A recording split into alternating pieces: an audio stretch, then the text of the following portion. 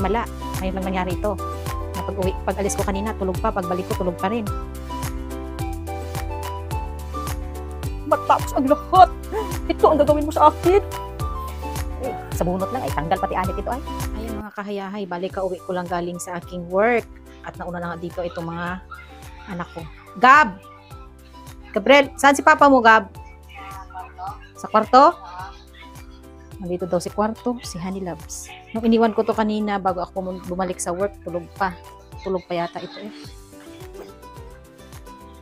Ayun, tulog pa nga, mga kahayahay.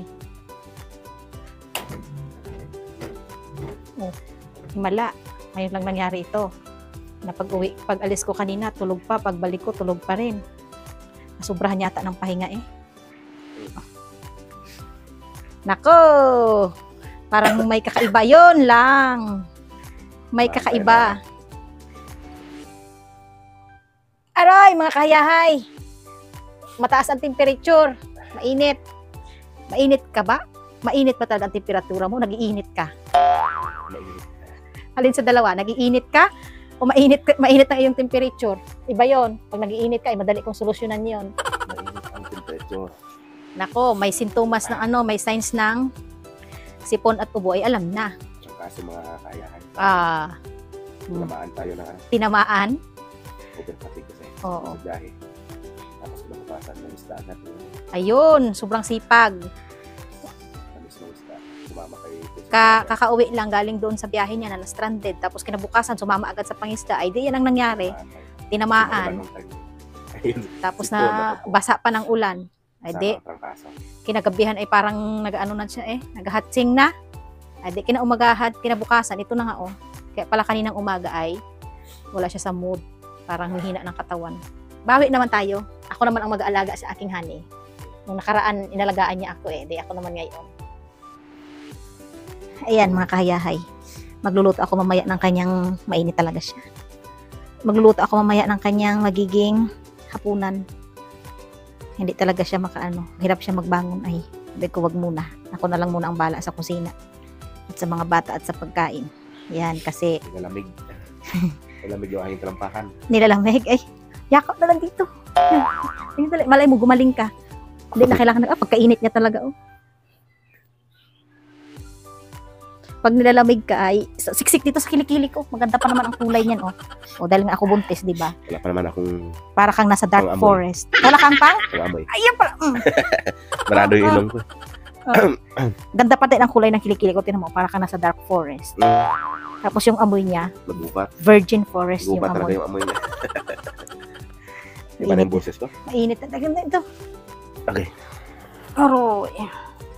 Aroy, kawawa naman si Honey. Tinamaan. Bihira lang nagkakasakit to eh. Ngayon lang to nangyari. Dahil siguro sa ano, ilang gabi kasi siyang puyat, bumaba yung kanyang immune system. Ayun. Kinapitan na ng sipon at ubo. Tapos kinabukasan, sumama agad sa panlalambat. Ay, abaw. Napasma. Napasma, iba yun. Napasma. Iba ba overfatigue ka. Overfatigue. Tapos bumaba ang immune system mo, gawa ng puyat. Wala sa tulog na. Sige lang, relax ka lang. Isang gamot lang kita mamaya ay tanggal yan. Pag hindi ka gumaling mamaya, ano, tawagan ko na ba si Peter? Pagaling ka. Nabangon bigla to. Biglang, pag tinawagan ng St. Peter, babangon siya bigla. Gagaling yan. Magaling ako mag-alaga. Ang gusto mong kwan, ay, magluluto pala ako ng lugaw para sa iyo. Kasi ano eh, may panlasa ka ba? Wala. Medyo mapait. Ay, lugaw muna ikaw. Lugaw na masabaw. Kwan, arroz kaldo. Magluluto ako ng arroz kaldo. May manok tayo doon sa rep. Wag mo akong hawaan! Hindi na. Hindi ako mahahawa. Malakas ang aking resistensya. Dalawa kami ni Junior mo dyan, oh. Karating ko lang kasi galing sa trabaho ko. Ay, nung iniwan ko siya dito kanina, sarap ng tulog niya, nagahilot. Ay, nung pag-uwi ko ngayon, tulog pa rin. Sabi ko ba, himala? Dati, idlip lang itong ginagawa niya paghapon. Ngayon, tulog pa rin. Ayun pala yung masama ang pakiramdam. Pahinga rin. Kuwan daw kasi yan. Yan daw yung paraan para makapahinga ka kasi pag malakas ka kasi wala kang pahinga. Kailangan mo kasakit. Kailangan ka pa magkasakit para makapahinga ka. Hindi mo to mapahinga eh. Pag malakas ang katawan, ako, hindi mo mapapahinga yan. Hindi mapakalin, dami-daming inabuting-ting dito sa bahay. May masama sa pangingisda, may mapanday, may kung ano-ano. Pahinga niya lang gabi. Makain. Sobrang sipag. Pahinga ka lang dyan, honey. At may pagluluto kita. Aalagaan kita ng bonggang-bongga. Mga kahayahay, bagamat pagod ako galing sa aking work, ay kailangan ko magluto ng arroz caldo lugaw para kay Honey na may trangkaso. So, sacrifice muna tayo for today's video. Sabi niya nga kapag mabangon daw siya, masakit daw yung ulo niya para daw siyang matutumba, mahihina yung kanyang katawan, masakit yung kanyang mga kasukasuan. Eh, sabi ko nga sa kanya, huwag ka nang bumangon, diyan ka lang sa higaan. At huwag ka nang gumalaw-galaw dyan. At huwag ka na rin huminga para wala tayong problema. Oh, maglilinis muna ako ng paglulutuan ko ng lugaw. Kailangan ay malinis. So, siya lang yung lulutuan ko ng lugaw. Kung tibali-kunti lang yung lulutuin ko para sa kanya. Kasi kami ay magkakanin. Marunong naman magluto itong mga bata ng arroz caldo. Pwede akong magpahinga. Tapos iasa ko na lang sa kanila yung pagluluto ng arroz caldo. Kaya lang, hindi pwede. Kasi gusto ko maramdaman ni Honey yung aking tender, loving care. Gusto ko talaga ay galing sa aking mga kamay. Ang lasa. This is the time na babawi ako sa kanya. Dahil one time na ako ay nagkasakit, ay todo din ang kanyang alaga. Ngayon ay ipaparamdam ko rin sa kanya yung aking pag-aalaga. So, totoo lang, napakabihira niya nga magkasakit eh. Yung last na nagkasakit siya, maliliit pa yung mga anak namin. Yung bagang, kapag minsan kasi, pag nagkasakit niya ng simpleng ubo, simpleng sipon, hindi yan mapakali sa higaan. Gusto niya bumangon, tapos lalo niyang tinatrabaho para pagpawisan daw siya. Pero this time ay parang medyo malala yung pakaramdam niya. Kasi kung simpleng sipon ubo lang yan, ay hindi mo yan mapahiga na matagal sa higaan. Babangon yan at magtatrabaho at magpuputi-puti ng kung ano-ano. Kaya lang, ay ngayon, ay parang ramdam ko talaga ang struggle ng kanyang katawan. So, maghihiwa ako ng luya. Damihan ko ang luya para pantanggal ng ubo at sipon.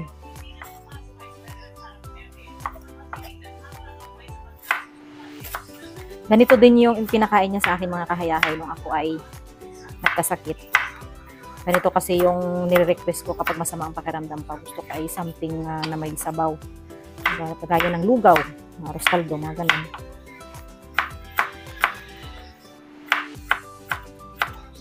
Damihan ko ng spices, sibuyas, bawang, luya. Ito ay good for the fever.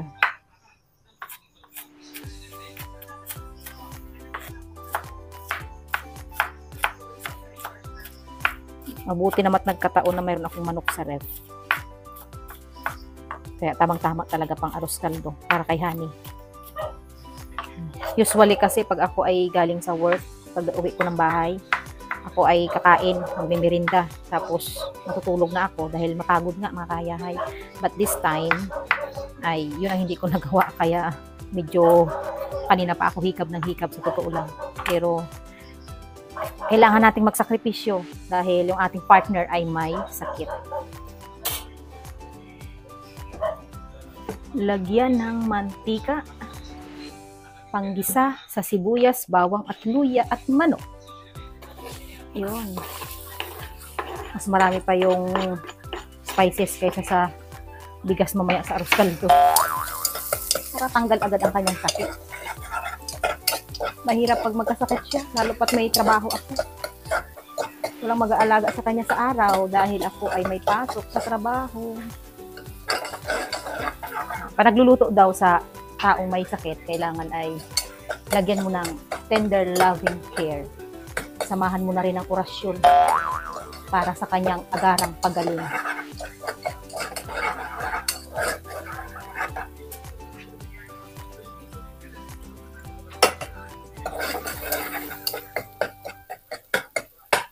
Bango. Maamoy niya kaya ito? Parang wala siyang pang-amoy. Gawa nga ng sipon. Then, ilagay itong chicken.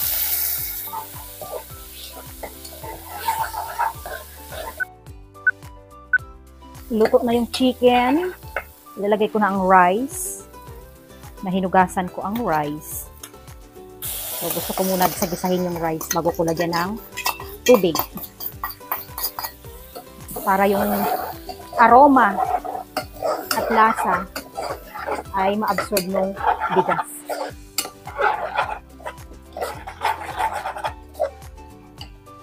Kuha muna ako ng tubig pang sabaw. Lagyan ko na ng water. Dapat ay maraming tubig para medyo masabaw yung ating arroz caldo. Malapot na medyo maraming sabaw. Yun. Tapos, lalagyan natin ng asin and paminta.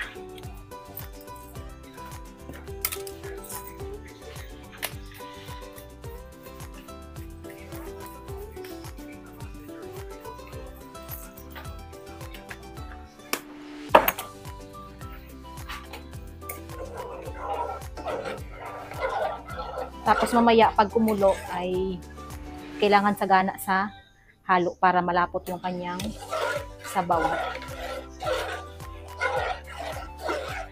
Yan. Pinauna ko na pala ng kain itong tatlong mga anak namin ni Honey Loves, mga kahayahay. At sabi ko nga sa kanila, mauna na silang kumain, wag na kaming hintayin ng kanyang papa dahil si papa nila ay may sakit at kakainin ko muna yung papa nila bago ako pakain mamaya. Kaya mauna na muna silang kumain.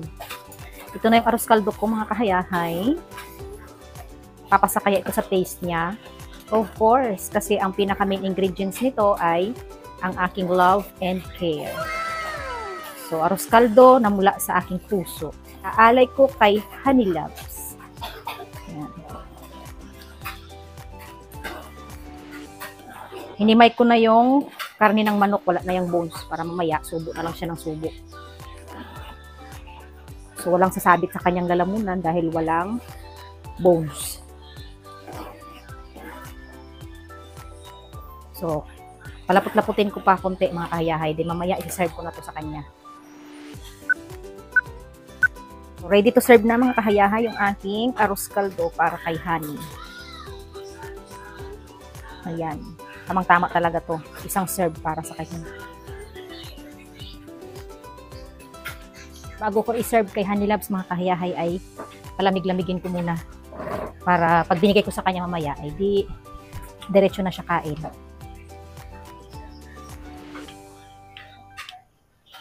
Kaya kailangan ko tong hihipan para lumamig hanggang sa maubusan ako ng hininga.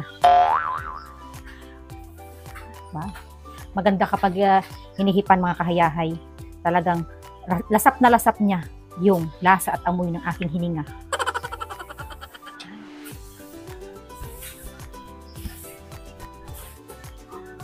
So, mayroon naman ditong maliit na electric fan na nakaharap sa akin. So, maya-maya ito ay malamig na rin ito. Wow, parang mukhang masarap yung arroz caldo niya. Kaya lang good for one person lang yung niluto ko. Para lang talaga sa kanya. Kasi nga ang mga bata ay nagluto ng kanin at gusto doon nilang magkanin. At masarap din yung ulam, tinulang manok. Ayun, bisitahin natin si Honey Loves, mga kahayahay. Ayun. Nakasuot na siya ng pajama at jacket at nilalamig na daw siya. O hindi nakabukas yung mga electric fans. Tulog pa rin siya, mga kahayahay. So dito ko na siya pakakainin, mga kahayahay, sa kwarto namin. So isiset ko na itong kanyang table. Yan, mga kahayahay, medyo hindi na siya gaanong mainit. Ready to eat na ni Honey Loves. Tara, iserve na natin ito sa kanya. Natin si Honey Loves. Ayan, kailangan na natin gisingin si Honey para makakain na siya at makainom ng gamot at makapagpahinga. Honey, wake up na. Kain na ikaw, oh. Pinagluto kita ng arroz caldo. Ay. Why na pod? Nagparang luspad na pod. Nakatulog ka? Pag alis ko, nakatulog ka pa. Kain na ikaw para makapahinga na. Luto na. Ano? Anong gusto mo? Subuan pa kita? Pinawisan ka?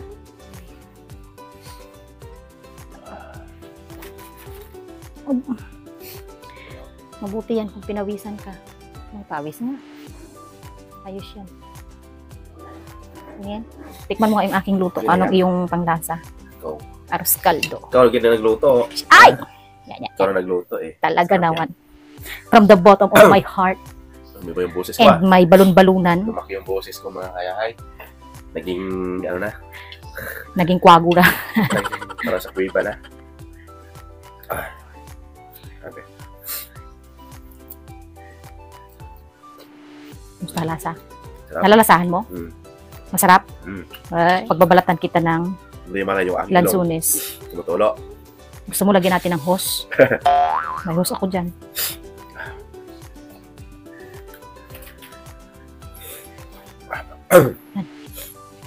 Kaya mo ubusin? Ubusin mo. Para... Meron ka. Ay, don't worry about me. I can manage. Ate tayo. Sige lang. Sa'yo talaga yan. Magra-rice ako. Sarap. Walang buto yan. Kain ka lang ng kain. Dinamihan ko na yan ng dinamihan ko yan ng luya para pang ano yan. Good for the body pain. Sa iyong cough and cold. Alagaan kita mabuti para bukas magaling ka na agad. Pinawisan ako na. Natulog ako Buti naman. Nakatulog o nalipong pa sa amoy ng aking dark forest? Nakasiksik Tulog ka. yabab. Nakasiksik ka kanina sa kilikili ko eh. Tamis. Yan yung siblis. May buto naman siya, kailang matamis. Naman ganito kasi maasim. Ito matamis. Mabata kain na. Oo, nakakain na. Nag-rice na yun sila.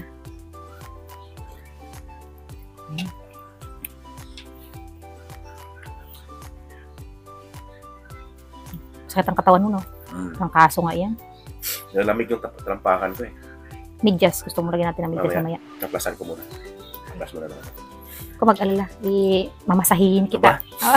Talaga. Free massage. Free massage. Kahit hindi ko friend ang pagmamassage. Sa lahat ng obligasyon ng asawa, ang pagmamassage talaga ang surrender ako kasi Mahal bayad mo yan. kasi after ko magmassage, para ako yung tatrangkasuhin. Lalo pa naman yung pwersa nating mga babae ay gasino lang naman. Tapos para tayo nag-massage ng kalabaw, tigas. Mga masil-masil, mga buto-buto. Grabe talaga ang pawis, tagaktak. Walang problema. Sarap ah. Basta para sa restaurant ah. At talaga naman, Mga restaurant na mga luto, mga kayahay. baka pangarapin mo nang lagi magkasakit Pwede, ha, para pwede. lang, Parang para paglutuan kita sa sunod, may lason na yan. parang gusto ko lagi magkasakit ah. Inaalaga ako ah. Ganon. Lagyan ko na yan sa sunod ng lason, para tuluyan na. Alagaan natin mabuti ang ating asawa, mahirap. Baka iba yung mag-alaga na. Tutusukin ko yung mata ko. Buti nagkasakit ka, dito ka sa piling ko. Paano kung doon ka sa inyo? Naku, sino mag-aalaga doon? Hindi ako pwede magkasakit noon. Kaya Ito wala nga, mag-alaga sa akin. kaya nga, baka mamaya tinawag mo yung kapitbahay mo doon, siksi, para alagaan ka. Naku po.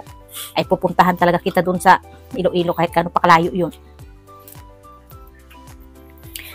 Palagay ko hindi ka naman magkakasakit kung hindi ka napuyat ng ilang nights eh. Umaba yung yung system ko. Basta puyat talaga. Alam mo, number 1 kasi ang stress, puyat. Kaya nagkakasakit ang tao. Yan din ang yan din ang kahinaan ko. Pagod, kaya ko pa eh. Ako din, di baling mapagod ako, wag lang ako mapuyat. Mapuyat ako ng 3 nights, nako, yan na. Sarap ko yung init pa eh. Wala mo na, hinipan ko muna yan kanina bago in-serve dito. Kaya alam ko namang wala kang pang-amoy, kaya hindi mo maamoy ang aking hininga. Magkasama pala itong lason. Lason pa lang aking hininga. Ayan mga kahayahay, hindi pa tapos ang aking obligasyon. Obligasyon talaga ito sa asawa. Ang manghilot. Sana pa lang ako ngayon tagahilot. Ano unahin ko ba? Ulo sa taas o yung ulo sa baba? Ulo sa gitna. Yung ulo mo muna. Wait lang. Medyo hirap ang buntis. Alam mo. pag ikaw ay asawa na, kailangan matuto ka pala magmasahe.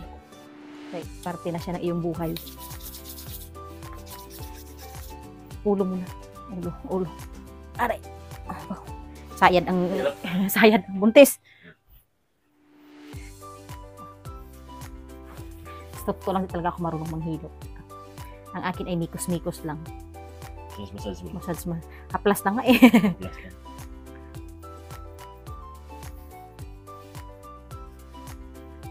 Kung alam ko lang dati ganito na isa sa mga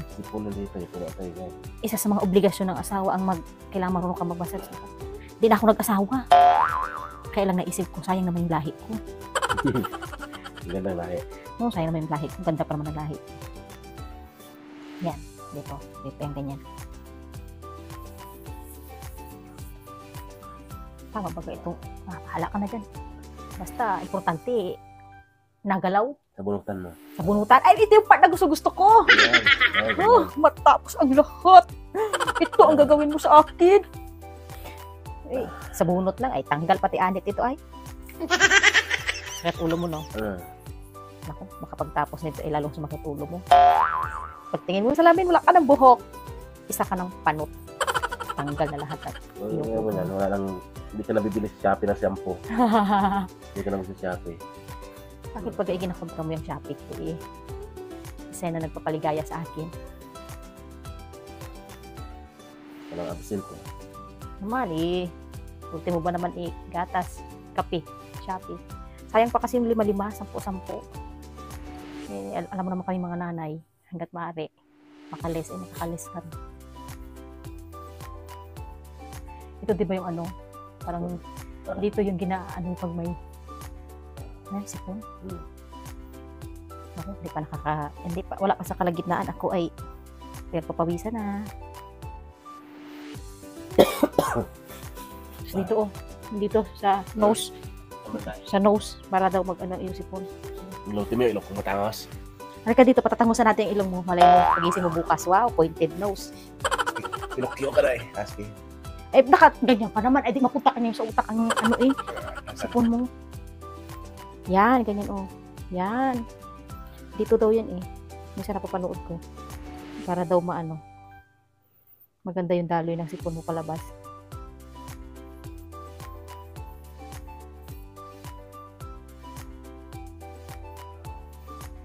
Ako lalo lalaki ang braso ko nito pag ganito eh. Diliit nga yan kasi matrate siya. Natigas. Kaya ito talaga yung part na challenging sa akin. Ang pagmamassage. Wari ko parang ako ang tatrangkasuhin nito sa ginagawa ko na para maubos yung persa ko. Iba kasi i-massage yung katawan ng lalaki. Parang bat-bato. Parang tigas. Halo ka pa. Okay na, baywang na. Okay na, salamat naman. Plasan na, baywang. Sige.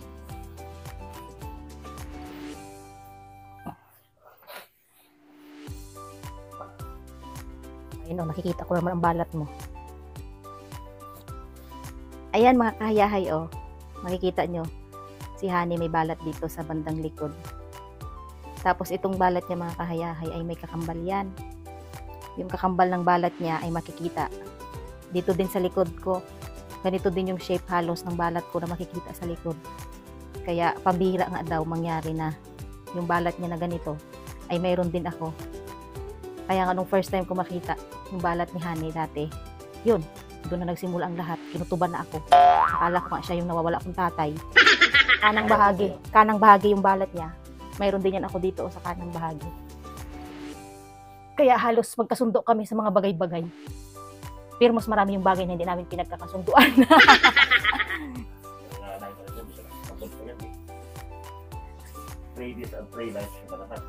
Nakaupo, nakatayo, nakatagilid, nakahiga. Nakatuwad. Walang kasi matulugan to sa terminal eh.